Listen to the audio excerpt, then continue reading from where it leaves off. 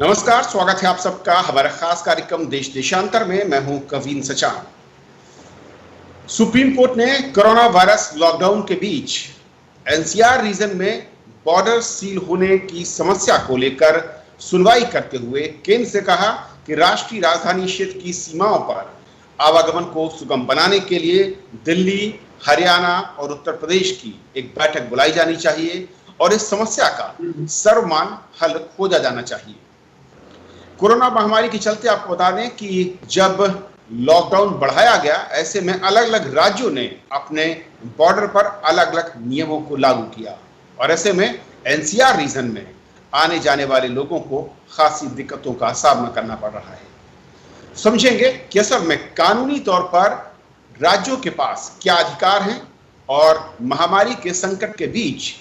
क्या उनके राइट्स हैं, कहां तक वो जा सकते हैं और इस तरीके से जहां पर किसी एक राज्य की बॉर्डर या सीमाएं कई राज्यों से मिलती हों और खासकर वो जो कि राष्ट्रीय राजधानी क्षेत्र भी हो, तो ऐसे में क्या रास्ता हो सकता है। हमारे साथ तीन बेहद खास मेहमान हैं आज इस चर्चा में। पीके मल्होत्रा सर हमारे साथ है, former secretary ministry of law and justice government of India से। सर बहुत बहुत स्वागत आपका। हमारे साथ दूसरे वरिष्ठ खास मेहमान हैं आरवीएस मनी साहब हैं, farmer under secretary ministry of home government of India से। सब बहुत बहुत स्वागत आपका। हमारे साथ अनीश कुमार गुप्ता साहब हैं, additional advocate general supreme court में हरियाणा गवर्नमेंट की ओर से। सर बहुत बहुत स्वागत आपका। शुरुआत में मल्होत्रा सर, एनसीआर रीजन जब कहा जाता है और कोरोना संकट के बीच हमने देखा कि जब राज्यों को केंद्र ने यह पावर दिया कि वो अपने राज्य के लिहाज से लॉकडाउन को कितना लागू करना है, कहां पर छूट देनी है, उसके नियम तय कर सकते हैं, तो ऐसे में कहीं एक जहां पर ऐसे यूपी काफी कंफ्यूजन की स्थिति हो गई। ऐसा क्यों हुआ और क्या इसके पीछे के बड़े कारण आपकी नजर में? कविंद्र जी देखिए, फोर्थ फेज जो लॉकडाउन का था उसके बाद में जब अनलॉक करना शुरू किया तो केंद्रीय सरकार ने जो उसके ऊपर आदेश पारित किए, 31 मई को जो उन्होंने आदेश पारित किया, उसमें उन्होंने कहा कि there will be unrestricted movement of persons and goods interstate as well as intrastate, और उसमें यह भी कहा गया कि नो सेपरेट परमिशन, अप्रूवल और e permit will be required for such movement. लेकिन जब ये आदेश दिया गया, इसके साथ साथ ये भी कह दिया गया कि स्टेट्स को जो है वो अपने हिसाब से लोगों का मूवमेंट जो है उसको रेगुलेट कर सकती हैं depending on the reason of public health and its assessment of the situation. ये जो सेकंड सेंटेंस था, शायद इसकी वजह से थोड़ी प्रॉब्लम क्रिएट हुई, क्योंकि जो एपिडेमिक डिसीज एक्ट है 1897 का, जिसके अंदर स्टेट्स को पावर है कि वो इस तरह की सिचुएशन में आदेश पारित कर सकती हैं, या डिजास्टर मैनेजमेंट एक्ट है जिसके अंदर केंद्रीय सरकार को, राज्य सरकार को और डिस्ट्रिक्ट अथॉरिटीज को भी पावर है आदेश जारी करने की। उन्होंने अपने अपने हिसाब से आदेश जारी करके मूवमेंट को रिस्ट्रिक्ट कर दिया। आज हम बात कर रहे हैं, जो समस्या आई है वो नेशनल कैपिटल रीजन में आई है। लोग अक्सर नेशनल कैपिटल रीजन को national capital territory of Delhi से कंफ्यूज कर जाते हैं।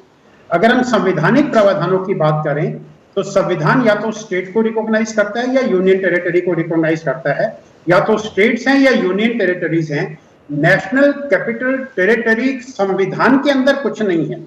नेशनल कैपिटल टेरिटरी जो बनाई गई, नेशनल कैपिटल रीजनल बोर्ड जो बनाया गया, वो 1985 का एक पार्लियामेंट का एक्ट है, उसको बनाया गया। और उसका बनाने के पीछे कारण था कि दिल्ली में जो इतना प्रेशर पड़ रहा था उसको कंट्रोल करने के लिए हरियाणा,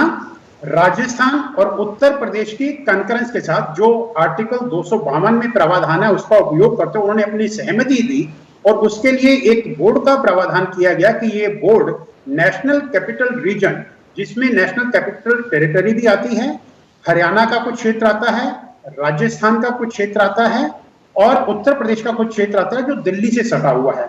उसकी प्रॉपर डेवलपमेंट के लिए उनका लैंड यूज क्या होगा, और उनका इंफ्रास्ट्रक्चर कैसे डेवलप होगा, उसके लिए ये एक कानून बनाया गया और 1985 से वो बोर्ड एग्जिस्ट करता है। लेकिन जो डिजास्टर मैनेजमेंट एक्ट में या एपिडेमिक डिसीजेज एक्ट में जो ऑर्डर पास किए गए वो स्टेट को लागू करते हैं, ना कि बोर्ड को वो लागू नहीं होंगे, क्योंकि बोर्ड में मैंने कहा कि 3 स्टेट्स भी आ जाती हैं, तो इसलिए हर स्टेट अपने अपने ऑर्डर पास कर रहा है। इसमें मैं समझता हूं कि शायद सुप्रीम कोर्ट के इंटरवेंशन की भी जरूरत नहीं पड़ती अगर केंद्रीय सरकार डिजास्टर मैनेजमेंट एक्ट के अंदर जब उन्होंने आदेश पारित किया तो नेशनल कैपिटल रीजन को लेकर के अगर उसके बारे में एक स्पेसिफिक आदेश पारित कर दिया जाता तो इस तरह का कंफ्यूजन शायद अराइज नहीं होता। ओके मणि सर, बहुत ही एक टेक्निकल सिचुएशन, लेकिन जिस तरीके से बहुत ही मैं कहूँ कि लीगल और संवैधानिक जो आधार है वो बताया मल्होत्रा सर ने, क्या अगर उस एपिडेमिक एक्ट के तहत प्रावधान नहीं किया गया और किसी एक राज्य के लिए इस वक्त जरूरी है कि वो अपनी सीमाओं को सील करे किन्हीं भी कारणों से, चाहे वो बढ़ते केसेस को लेकर हो, संक्रमण के खतरे को कम करने को लेकर हो, ऐसे में राज्य अपनी हदों के साथ या अपनी सीमाओं में रहकर ये काम कर रहा है, वो कहीं किसी भी संवैधानिक मैं कहूं कि क्लॉज का उल्लंघन तो नहीं कर रहा? देखिए, मेरा सिंपल मानना है, मल्होत्रा साहब से बिल्कुल 100% सहमति है कि एपिडेमिक एक्ट और एनडीएमए एक्ट जो बनाया, डिजास्टर मैनेजमेंट एक्ट बनाया है, उसमें क्योंकि नेशनल कैपिटल रीजन बोर्ड को, प्लानिंग बोर्ड को रिकॉग्नाइज नहीं करता, इट इज वो कोई एंटिटी नहीं है शेड्यूल ऑफ स्टेट्स में, तो इसलिए उसमें ला नहीं सकते थे, वो एक बाधा थी। परंतु उसके बावजूद भी जो 2020 जो नेशनल कैपिटल बोर्ड्स के जो प्लान्स बने हैं, लास्ट प्लान जो सेक्शन 16 ऑफ एनसीआरबी बोर्ड के अंदर जो प्लान बना, 2021 प्लान जो बना है या अन्य प्लान जो बनते हैं उसके होते, देखिए मैं डिस्प्यूट रेजोल्यूशन, समस्या का समाधान पे ज़्यादा विश्वास रखता हूँ। इसके अंदर ना होते हुए भी अगर नेशनल कैपिटल बोर्ड के, बिकॉज उसमें तीनों प्रधान मुख्यमंत्री, सारे मुख्यमंत्री उसके मेंबर होते हैं बोर्ड के, तो अगर जैसे ही आता तो एक नॉन स्टैट्यूटरी डायरेक्शन भी चली जाती कि आप इस बारे में एक रिकैलिब्रेट कर लेते अपने जो प्लान को या इंफ्रास्ट्रक्चर रिक्वायरमेंट्स को या मूवमेंट, फ्री मूवमेंट, बिकॉज क्या है कि अधिकतम लोग व्यवसाय के लिए नेशनल कैपिटल में आते हैं, परंतु अपना जो रहेश, जो अपना जो निवास है वो बाकी अन्य जगह गाजियाबाद या रेवाड़ी या रोहतक में रखते हैं। ऐसी जो पॉपुलेशन रोज जो व्यवसाय के लिए दिल्ली आना पड़ता है, इनके लिए काफ़ी असुविधा हुई है। इस संदर्भ में देखिए,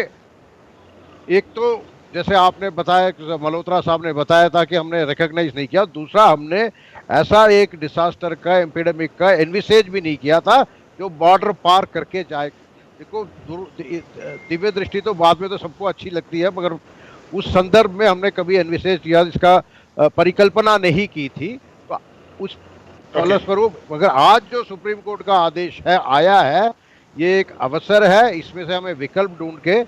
सबसे पहले अगर एनसीआरबी बोर्ड को ही बुला के, बिकॉज सारे मुख्यमंत्री उसमें सदस्य होते हैं, उनका एक मीटिंग करा के जो सुप्रीम कोर्ट का आदेश है इसको कैसे अनुपालन कर सकते हैं, इसके ऊपर एक निर्णय ले लें, तो वो इस समस्या का समाधान आज नहीं भविष्य में भी ऐसा कोई संदर्भ आता है उसके लिए एक विकल्प आपके पास होगा। और इसको जो देखिए, जो भी एक्ट में प्रावधान लाना है, जो भी संशोधन लाना है या जो भी करना है, वो तो बहुत लंबी है, उसका बड़ी समय सीमा बहुत लंबी है। तो आज इमरजेंसी सिचुएशन में ऑर्डिनेंस का रूट तो है ही है, परंतु उससे ज़्यादा व्यवहारिक तौर से अगर जो करना है, तो आज भी अगर एनसीआर प्लानिंग बोर्ड का बुला के 2021 प्लान को रिकैलिब्रेट करके अगर हम कहते हैं कि इस संदर्भ में, क्योंकि उसमें क्या कि सारे कंसर्न्ड पार्टी की भागीदारी होती है, सारे मुख्यमंत्री की भागीदारी हो जाती है, तो आशा है कि वो इस चीज का सब अनुपालन करके एक समाधान निकल सकता है। हमें समाधान का बहुत जरूरी सोचना है, क्योंकि पब्लिक जो परेशान, सवाल ये भी है कि जिस तरीके से ये स्थिति बनी, अनीश जी, मैं समझना चाहूंगा कि क्या ये मुमकिन नहीं था कि मामला कोर्ट के चौखट तक पहुंचता? संकट के दौर में क्या वो तमाम राज्य सरकारें जिनकी सीमाएं एक दूसरे के साथ मिलती हैं वो कंसल्टेशन नहीं कर सकती थी, नहीं कर पाई, या की तो कोई हर्डल सामने थे, और ऐसे में सेंटर की ओर से कुछ सुझाव होते या वो मीडिएशन का काम कर पाता? जरूर करना चाहिए था, और मेरे ख्याल से ऐसा केंद्र की तरफ से सोचा नहीं गया था कि ऐसा कुछ दिल्ली रीजन में ऐसा होगा। स्टेट्स वगैरह के लिए उन्होंने डायरेक्शंस इशू किए, स्पेसिफिक डायरेक्शंस इशू किए थे।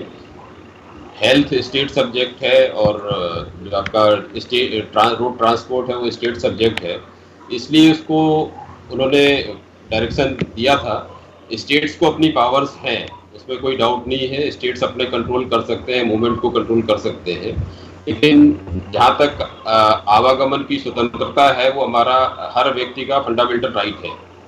उसको रेस्ट्रिक्ट करने के पहले उसके लिए उचित दिशा निर्देश जारी करने चाहिए थे, जो कहीं ना कहीं मुझे लगता है कि केंद्र की तरफ से थोड़ी सी चूक हुई है। जो अभी 31 मई का जो आदेश हुआ है उसमें अगर थोड़ा सा स्पेसिफिक इसको ऑब्जर्व करके जो एनसीआर रीजन है, that's one region. Noida, Delhi, Ghaziabad, Sonipat, Haryana, Faridabad, Gurgaon, ये सारे के सारे एक ही यूनिट की तरह अगर देखे जाएंगे तब ज़्यादा आसानी से इसको कर पाएंगे। और सुप्रीम कोर्ट का डायरेक्शन बहुत ही उचित डायरेक्शन है। उन्होंने सॉलिसिटर जनरल को कहा है आप इंस्ट्रक्शंस लेके सबके स्टेट्स की अथॉरिटीज की मीटिंग बुला लीजिए और इसको रिजॉल्व कर लीजिए। विद इन 1 वीक करने को कहा है, दैट विल बी रिजॉल्व। नहीं अनीश जी, सवाल तो यही है कि सुप्रीम कोर्ट की डायरेक्शन की जरूरत क्यों पड़ रही है? क्या राज्य सरकारें इतनी परिपक्व नहीं है कि वो इस एपेंडेमिक से निपटने के लिए किसी एक निर्देश को लागू करने के लिए और हालात के लिहाज से मिलकर काम कर पाती? अब स्टेट्स करना चाहिए था, कहीं ना कहीं चूक हुई है। इसके पहले भी हाई कोर्ट में भी मुकदमा आया था। हाई कोर्ट में बार काउंसिल ऑफ दिल्ली की तरफ से एडवोकेट्स के मूवमेंट्स के लेके भी विषय आया था। उसमें भी अलग अलग व्यू आए थे। गुड़गांव ने कहा, हरियाणा ने कहा था कि भाई हम उसको रेगुलेट करेंगे, ई पासेज इशू करेंगे एडवोकेट्स को। उन्होंने कहा था, नोएडा वालों ने पहले, यूपी वाले एग्री नहीं कर रहे थे, बाद में उन्होंने कोर्ट के डायरेक्शंस को उसको एग्री किया है। तो ये विषय अब जबकि मूवमेंट खोल दिया गया है सेंटर की तरफ से कि सारे लोग कहीं पर भी आ सकते हैं, जा सकते हैं, तो उस समय पे जो दिल्ली गवर्नमेंट ने जैसे रेस्ट्रिक्शंस लगाने शुरू किए वो मेरे ख्याल से उचित नहीं थे इस समय के हिसाब से। नहीं, लेकिन मल्होत्रा सर, क्या दिल्ली सरकार के पास ये अधिकार नहीं है कि अगर ये ओपन किया गया तो वहां पर वो अपने राज्य के हालात और संक्रमण को रोकने के लिए क्या वो अपने बॉर्डर को सील नहीं कर सकती? ये उसके पास पावर नहीं है? और क्या उसने अपनी पावर का ठीक इस्तेमाल किया है? कविंद्र जी, मेरा ऐसा मानना है कि जैसा कि मनी जी ने भी कहा, अगर कोई एक्स्ट्रा ऑर्डिनरी सिचुएशन अराइज होती है तो उसको डील करने के लिए भी आपको एक्स्ट्रा ऑर्डिनरी मेजर्स लेने चाहिए। हालांकि संविधान हमारा स्टेट को और यूनियन टेरिटरीज को रिकॉग्नाइज करता है, लेकिन नेशनल कैपिटल रीजन बोर्ड को रिकॉग्नाइज नहीं करता। लेकिन यह भी एक तथ्य है कि नेशनल कैपिटल रीजन बोर्ड का creation under an act of parliament हुआ है, तो ये एक स्टैट्यूटरी बॉडी है, एक स्टैट्यूटरी टेरिटरी है। और उस स्टैट्यूटरी टेरिटरी के लिए, जैसा कि मैंने कहा, मनी जी ने कहा कि अध्यादेश भी लाया जा सकता है, अमेंडमेंट भी की जा सकती है, उसको डाला जा सकता है। लेकिन मैं समझता हूं कि इस एक्स्ट्रा ऑर्डिनरी सिचुएशन को डील करने के लिए आज की तारीख में कानून में, किसी भी कानून में अमेंडमेंट की जरूरत भी नहीं है। कारण कि जो आपका डिजास्टर मैनेजमेंट एक्ट है वो केंद्रीय सरकार को भी अधिकार देता है, स्टेट गवर्नमेंट को भी अधिकार देता है, डिस्ट्रिक्ट अथॉरिटीज को भी अधिकार देता है कि लोगों की मूवमेंट को वो रेगुलेट कर सकते हैं। जब वो लोगों की मूवमेंट को रेगुलेट कर, वो जो उनके ऊपर कुछ ड्यूटीज भी हैं, कुछ ऑब्लिगेशंस भी हैं, उनके रहने की व्यवस्था करना, उनके खाने की व्यवस्था करना, ये सारी ड्यूटीज भी हैं उनके ऊपर। तो ये मूवमेंट को जो था, इसके लिए अगर केंद्रीय सरकार ने जो आदेश पारित किया उसमें अगर इस तरह की बात कही जाती कि नेशनल कैपिटल रीजन के लिए जो है इस तरह का कानून लागू होगा और उसमें मूवमेंट में रिस्ट्रिक्शन नहीं होगी, और अगर होगी तो किस तरह की रिस्ट्रिक्शन होगी, पास से होगी, ई परमिट बनेगा, अगर वो कार्रवाई कर दी जाती तो शायद सुप्रीम कोर्ट में, जैसा कि आपने कहा कि कोर्ट के इंटरवेंशन की जरूरत नहीं थी, शायद वो इंटरवेंशन की जरूरत नहीं पड़ती। अगर आज कोर्ट ने इंटरवीन कर दिया है तो उसके दो रास्ते हैं। एक तो जैसा कोर्ट ने डायरेक्शन दी, तीनों राज्य के अधिकारी प्लस मिलें और बैठें, और मैं समझता हूं उसकी भी जरूरत नहीं है। अगर केंद्रीय सरकार आज एक और आदेश पारित करके नेशनल कैपिटल रीजन बोर्ड के लिए अगर इस तरह का आदेश पारित कर देती है कि उनका मूवमेंट किस तरह से रेगुलेट किया जाएगा, तो मैं समझता हूं वो उचित होगा। जैसा कि आपने एक और इशू, बहुत इंपॉर्टेंट प्रश्न रेज किया कि दिल्ली सरकार के आपने बॉर्डर सील नहीं कर सकती थी।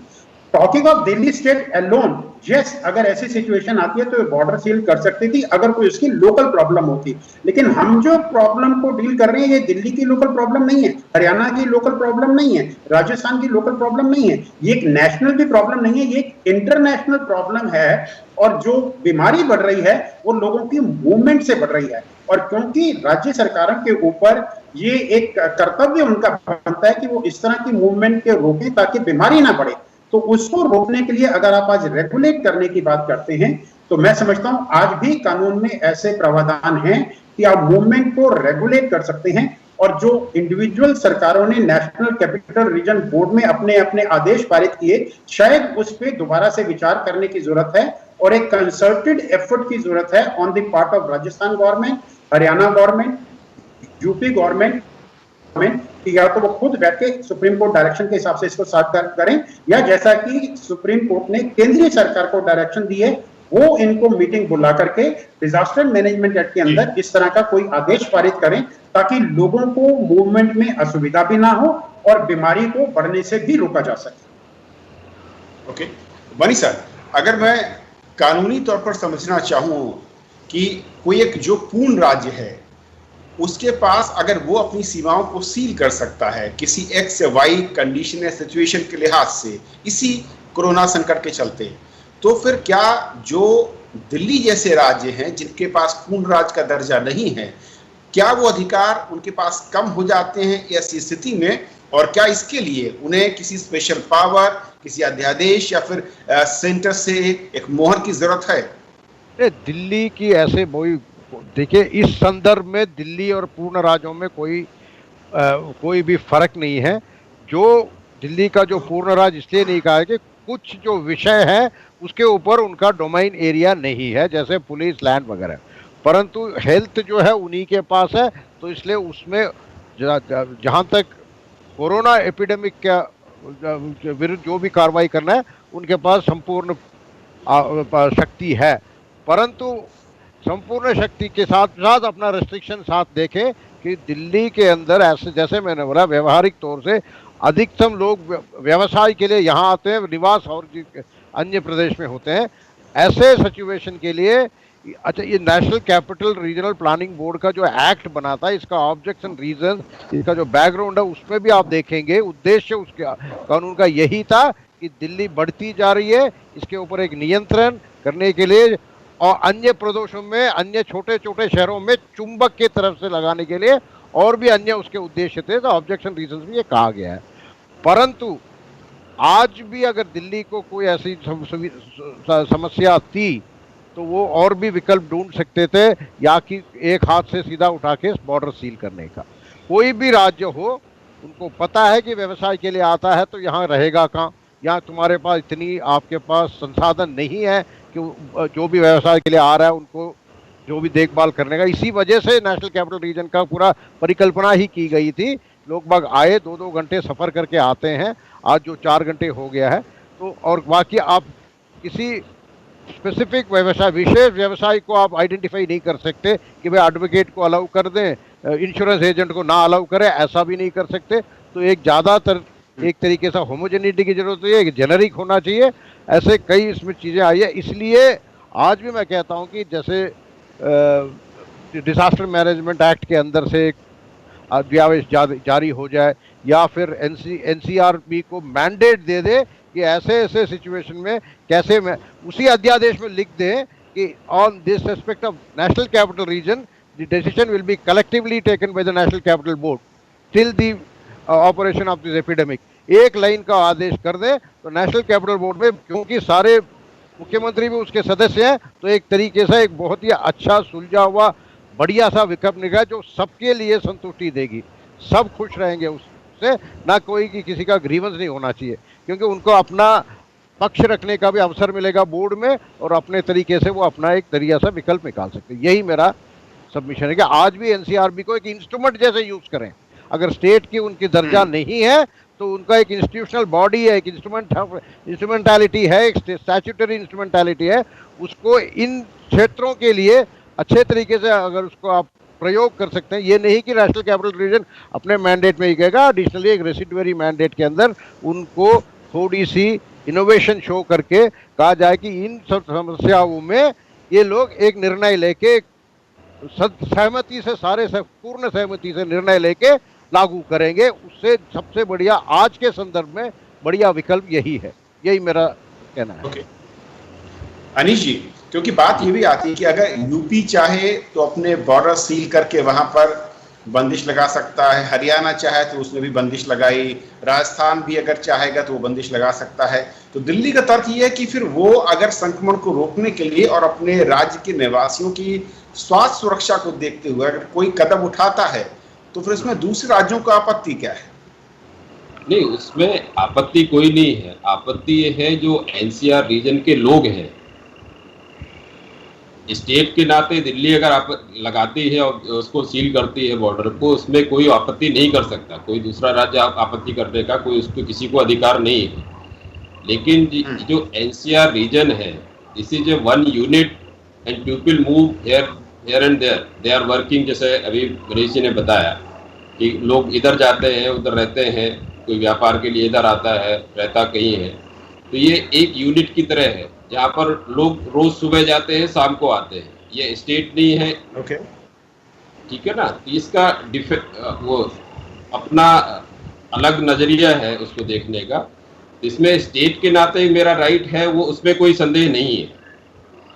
यहाँ पर की कन्वीनियंस अगर एक नोएडा अथॉरिटी एक प्रॉब्लम ये है कि जब नोएडा अथॉरिटी के तौर पर अगर इसको ओपन करती है कोई सरकार, तो फिर उसकी जिम्मेदारी किसकी होगी? क्या वो एडजॉइनिंग जो स्टेट है वो भी जिम्मेदारी लेंगे वहां पर अगर वहां पर संक्रमण फैलता है, या फिर जिम्मेदारी सिर्फ दिल्ली सरकार की होगी? संक्रमण फैलने की जिम्मेदारी तो हर अपने स्टेट की है। स्टेट वाले, हर हेल्थ डिपार्टमेंट स्टेट के पास है और हेल्थ की रिस्पॉन्सिबिलिटी हर स्टेट की अपनी है, ठीक है। लेकिन स्टेट जो रीजन, जो नेशनल कैपिटल रीजन है, इसका अलग है और 3 स्टेट्स के बीच में लोग मूवमेंट करते हैं। इसीलिए अगर एक तरह का पास इश्यू करते हैं या रेगुलेट करते हैं लोग मूवमेंट को, तो अगर नोएडा रेगुलेट करता है तो दिल्ली वालों को प्रॉब्लम होगी, दिल्ली रेगुलेट करता है तो नोएडा वालों को, गाजियाबाद वालों को, फरीदाबाद वालों को प्रॉब्लम होगी, गुड़गांव रेगुलेट करता है तो उधर बाकी लोगों को प्रॉब्लम होगी। तो ऐसी लोगों को मतलब एक जैसा व्यवस्था बने, उसके लिए कॉमन पास की जो बात सुप्रीम कोर्ट ने कही है कि भाई आपस में बातचीत करके कॉमन पास बनाइए। कारण कि अभी कहते हैं कि नोएडा का पास है, दिल्ली वाले नहीं मानेंगे, दिल्ली वाले पास को नोएडा वाले नहीं मानेंगे, गुड़गांव वाले नहीं मानेंगे, तो ऐसे व्यवस्था नहीं चलेगी, लोगों को परेशानी होगी और बॉर्डर पे जाम लगते हैं, लोग परेशान होते हैं। कविंद्र जी, कोविड-19 पेंडेमिक को आप राज्यों की सीमाओं में नहीं बांध सकते। ये एक ऐसी समस्या है जो मैंने पहले भी कहा, देश की नहीं पूरे विश्व की समस्या है आज की तारीख में। तो इसके लिए सबको एक कंबाइंड एफर्ट करना पड़ेगा। बॉर्डर को सील करना या लोगों की एंट्री को रेगुलेट करना दो अलग अलग मुद्दे हैं। अगर आप एंट्री को रेगुलेट करते हैं, मैं समझता हूं उसमें कोई आपत्ति नहीं है, लेकिन अगर आप बॉर्डर को सील करते हैं, लोगों की एंट्री को टोटल बैन कर रहे हैं, तो उसमें प्रश्न ये भी उठेगा,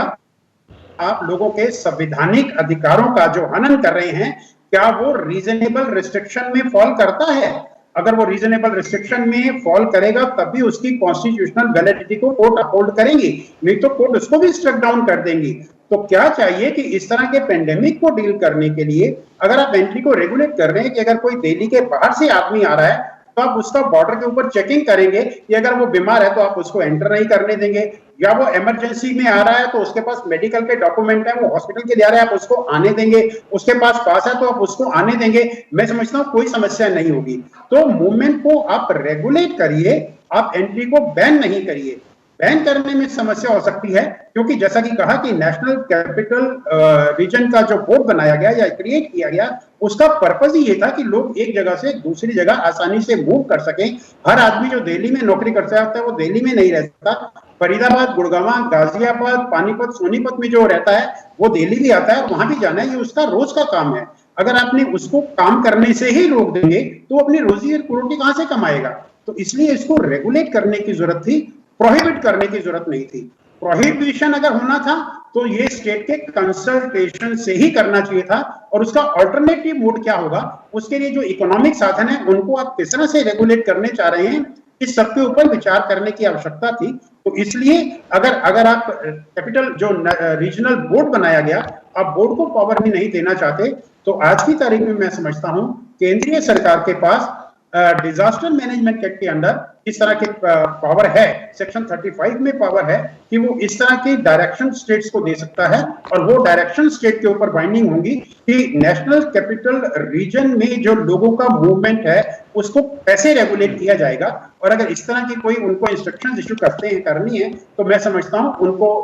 स्टेट्स के रिप्रेजेंटेशन से कंसल्टेशन करके, जो सुप्रीम कोर्ट ने एक समय दिया है 1 सप्ताह का, उसके अंदर इस तरह के इंस्ट्रक्शंस इशू कर देने चाहिए, ताकि ना तो लोगों की इकोनॉमिक एक्टिविटी अफेक्ट हो, ना ही जो डिसीज है वो ज्यादा स्प्रेड हो, ताकि बॉर्डर्स के ऊपर इस तरह के चेकिंग के प्रावधान हो जाएं कि जो लोग जहां पॉसिबिलिटी की लोग डिसीज को स्प्रेड कर सकते हैं उनको बॉर्डर पर ही रोका जा सके, उनको आने की मनाही की जाए। लेकिन जो लोग अदरवाइज आना चाहते हैं, अपनी इकोनॉमिक एक्टिविटी के लिए या दूसरे कामों के लिए आना चाहते हैं, उनके आने के लिए किसी तरह की कोई रुकावट ना क्रिएट की जाए। ओके मरी सर, एक आखिरी क्लोजिंग में कमेंट चाहूंगा कि बेस्ट वे क्या है, अगर हम कोड को छोड़ दें या कोड को अलग रखें कि उसके दखल की जरूरत ना हो, तो राज्यों के लिए बेस्ट मॉडल क्या हो सकता है ऐसी सिचुएशन में? यही जो मल्होत्रा साहब ने बिल्कुल कहा कि रेगुलेट करें, सीधा सीधा रेगुलेट करें, जो व्यवसाय के लिए अपने काम के लिए आता है उसके साथ। देखिए बॉर्डर में हर जगह अब तो थर्मल इमेजेस वगैरह सब लगे हुए हैं, उसमें जो भी डिस्क्वालीफाई करता मापदंड के बाहर आता नहीं है, वो मेडिकल मापदंड हो या फिर एडमिनिस्ट्रेटिव मापदंड हो कि भाई किस काम के लिए, अगर वो दे नहीं पा रहा, अपना दस्तावेज नहीं दे पा रहा कि मेरे पास ऑफिस का ड्यूटी का आइडेंटिटी कार्ड है या मेडिकल सर्टिफिकेट है या कुछ भी अपनी एक्सप्लेनेशन नहीं कर पाता, ये दोनों मापदंड, मेडिकल मापदंड एवं व्यवसायिक मापदंड दोनों को मीट नहीं करता, उन पे आप रिस्ट्रिक्शन जरूर लगा सकते हो। बाकी यही रेगुलेशन होता है, ये रेगुलेशन के ये 4-5 बिंदुएं डाल दो, वो बिंदु क्या क्या बिंदु होगी जिसमें एक आदमी को आने से बाधा हो सकती है, बाकी सब बिंदुओं को आपको जो अपने काम वगैरह के लिए आ रहे हैं उनको अगर प्रूफ दिखाए दे तो उसको आने के लिए बिल्कुल परमिशन मिल जाना चाहिए, उसको कोई बाधा नहीं होनी चाहिए। ऐसा एक तरीके से कोई प्रॉब्लम समाधान निकालना चाहिए, यही बेस्ट। ओके सर, चलिए देखते हैं कि सुप्रीम कोर्ट में क्योंकि मामला हुआ है वहां से गाइडलाइन जारी की गई हैं और बैठकों के लिए कहा गया है, और उम्मीद करते हैं कि बहुत जल्द जो एनसीआर रीजन के लोग हैं और जिनको बॉर्डर पर खासी दिक्कतें आ रही हैं किसी एक जगह से दूसरी जगह मूवमेंट को लेकर, वो जल्द ही दूर हो पाएंगी, और साथ ही साथ जो संक्रमण के खतरे को रोकने के लिए सरकारों का नजरिया है वो भी कायम रह पाएगा। आप तीनों मेहमानों का बहुत बहुत शुक्रिया, नमस्कार।